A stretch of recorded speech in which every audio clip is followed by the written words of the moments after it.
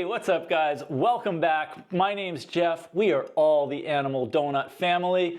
Thank you so much for clicking play. Hopefully you also click the like button as well as subscribe to the channel.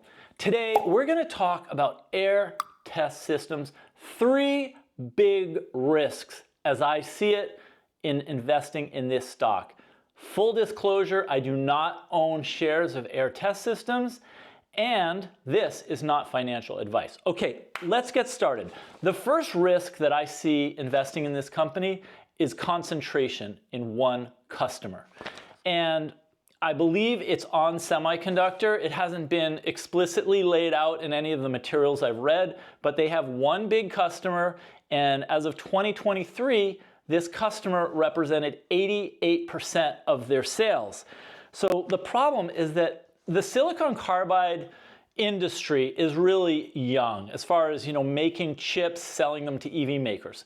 And because it's in its infancy, there are only about 4 or 5 major manufacturers of silicon carbide chips. Off the top of my head, I know On Semiconductor is one, ST Microelectronics is another, yada yada, there are others. But the thing is, they are the only ones producing silicon carbide chips in scale. AEHR Test Systems will probably land more customers in the years to come.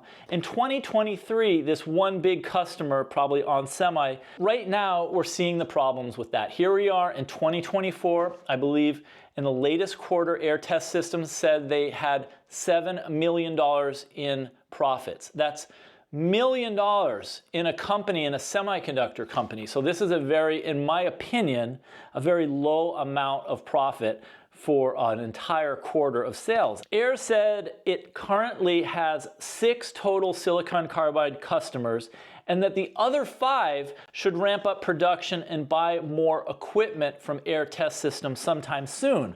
But we don't really know. How many systems are they going to buy? Are these companies going to grow at the same pace that On Semiconductor has? So there are a lot of, I would say, questions about the growth of silicon carbide chip manufacturers. How much burn-in will these silicon carbide foundries need?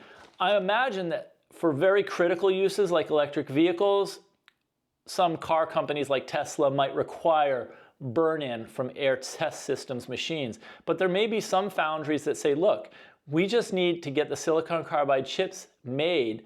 We don't need to have AEHR Test Systems do, burn-in on these chips. So again, that's a potential problem in weakened demand for AEHR Test Systems equipment. The bottom line is that demand for AEHR Test Systems equipment is unknown for all but their largest customer, On Semiconductor.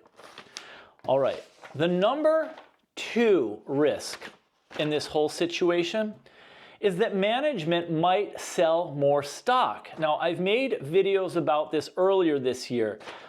I use as one of the data points in deciding whether to buy a stock, I look at the insider transactions. And when I see the CEO, for example, buying stock, I personally like that. They have skin in the game, and they're putting their money in because they believe that the stock is a good buy at the current price. What I saw was that the CEO of AEHR Test Systems, Gain Erickson, had actually sold more than $100,000 worth of his stock in the beginning of 2024. So to me, I just didn't personally like that. But again, I'm just one person, that's my opinion. In 2022, management sold 209,000 shares for $7.3 million.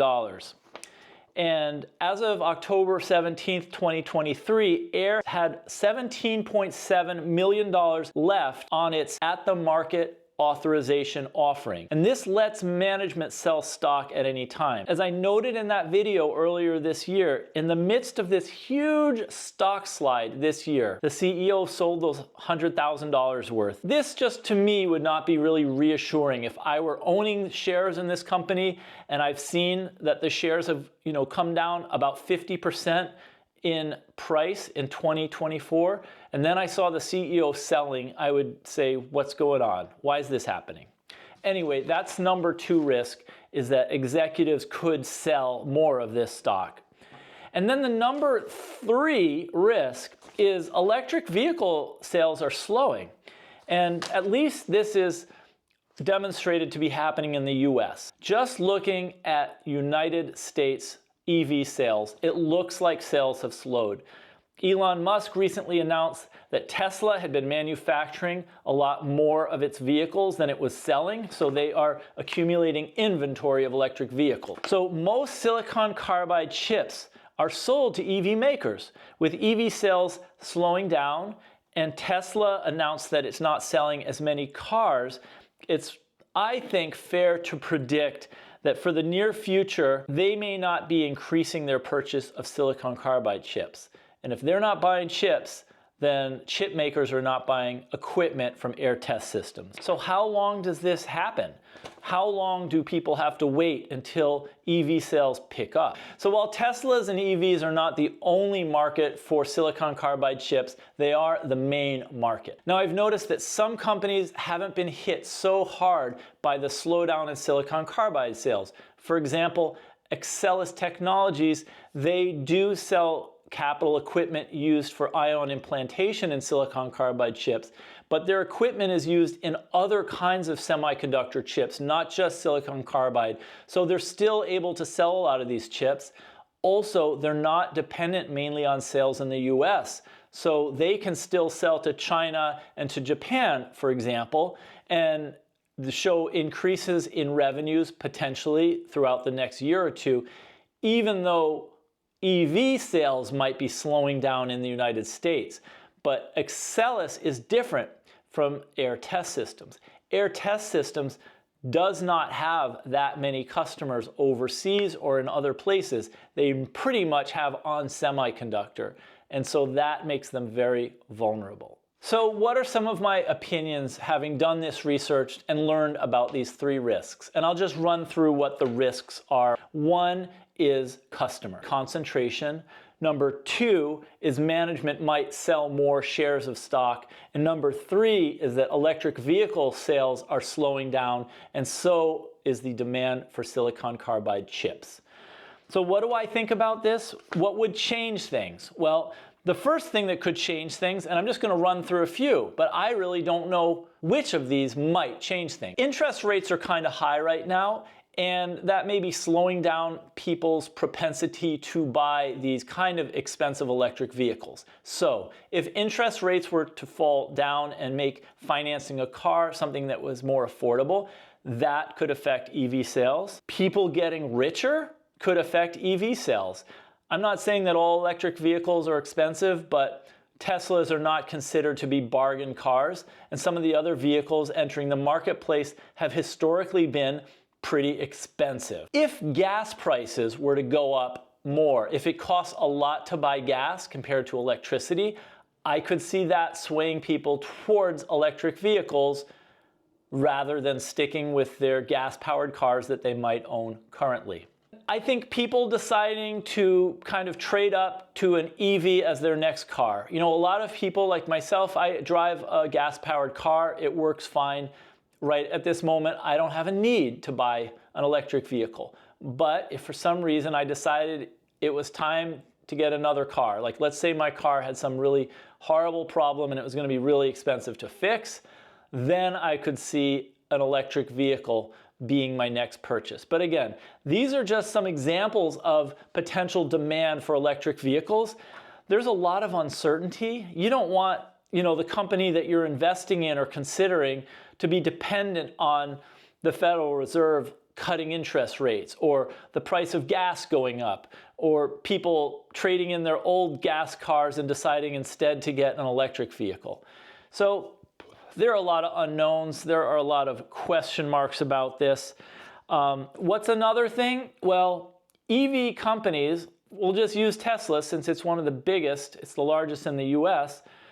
Well, if they decided to slash prices because they need to move inventory, all these cars that are piling up in their lots, then cutting the prices of cars, I'm not saying it would be any good for the car manufacturer, but it would at least move some of that inventory out, and then demand for new chips to put into new models could resume.